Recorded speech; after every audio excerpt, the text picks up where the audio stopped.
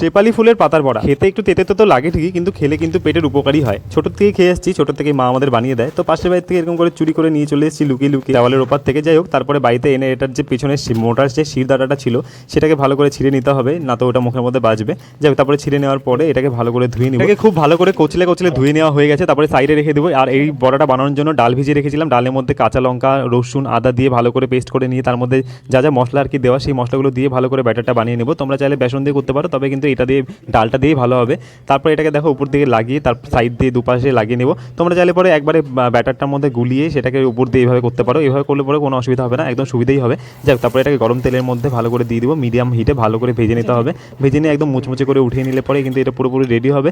আর এটা ভাতের সাথে আমরা বেসিক্যালি খাই, কিন্তু এখানে যেহেতু ভিডিও করছি সেই জন্য চাটনি দিয়ে খাচ্ছি। আর এই সসটা দিয়ে খেতেও কিন্তু বেশ ভালো লেগেছে। তবে তোমরা হয়তো অনেকেই জানো না যে শেপালি ফুলের পাতার বড়াও খাওয়া যায়। তো যারা যারা জানতে তারা কমেন্ট করো, যারা জানো না তারাও কমেন্ট করতে ভুলো না। ভিডিওটা কেমন লাগলো জানিও।